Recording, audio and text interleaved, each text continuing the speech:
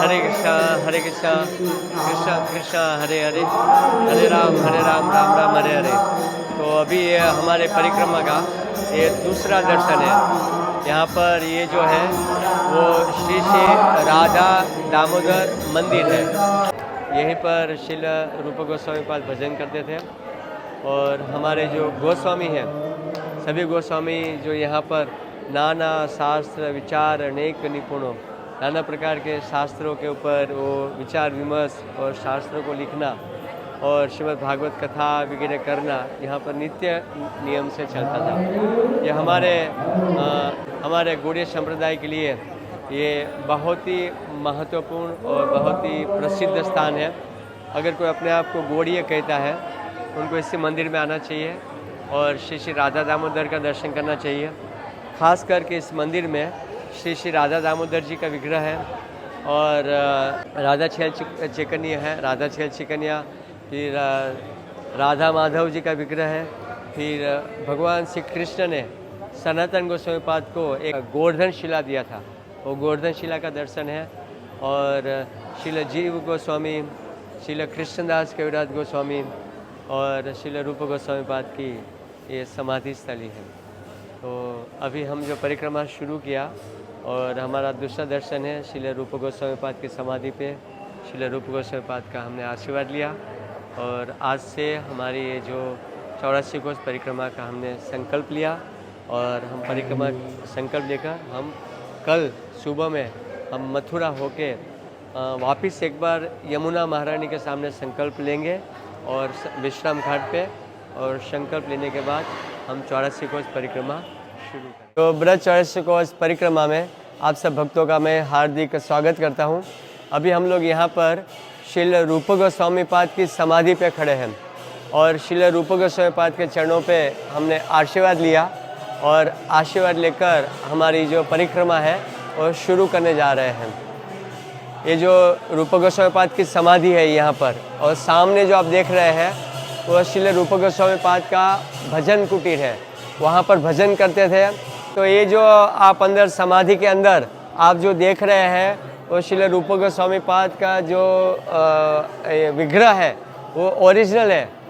Original मतलब उनका जो वास्तविक स्वरूप था वही स्वरूप का ये विग्रह बना है। आप देखिए बाजू में ये मंदिर में समाधि में बाजू में एक फ़ोटो बना है जो पेंटिंग किया है, भक्तों ने पेंटिंग करके रखा था। वही पेंटिंग जो था वो विग्रह के रूप में बनाया गया है। यहाँ पर आप उनकी आंखें, उनका चेहरा, उनका जो बॉडी जो भी आप देख रहे हैं वो स्वयं रूप गोस्वामी पाद का जो वास्तविक था वो सत्य है, वही है यहाँ पर। तो स्वयंभू रूप गोस्वामी पाद का ये समाधि स्थल है। और जब भी ब्रज 84 कोस परिक्रमा करते हैं तो हमें रूप गोस्वामी पाद का आशीर्वाद तो चाहिए, क्योंकि हम रूपानुगा हैं, रूपानुगा गौड़ीय मठ से हैं। जब तक रूप गोस्वामी पाद हमारे ऊपर कृपा नहीं करते हैं तब तक हमें ब्रज 84 कोस परिक्रमा में सफलता या तो इच्छाएं हमारे पास नहीं आती हैं। तो हमारा सौभाग्य था आज का बहुत अच्छा कि पहला दर्शन हमने किया। पहले गोपेश्वर महादेव गए और गोपेश्वर महादेव का आशीर्वाद लेकर हम लोग यहाँ पर श्रील रूप गोविंद देव जी और श्रील रूप गोस्वामी पाद की समाधि पर बैठे हैं।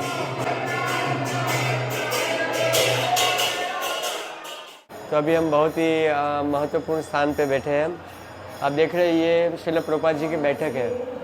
प्रभुपाद जी नित्य नियम से शास्त्रों का जब ट्रांसलेशन कर रहे थे, जब लिख रहे थे, तो उनकी सारी जो शक्ति है प्रभुपाद जी वो श्रील रूप गोस्वामी पाद से लेते थे, क्योंकि जब तक कोई शक्ति नहीं देते, शक्तिमान की शक्ति देने वाला तो कोई होता है। प्रभुपाद जी शक्तियावेश अवतार है, लेकिन प्रभुपाद जी की जो सारी शक्ति जो है वो श्रील रूप गोस्वामी पाद से आती थी।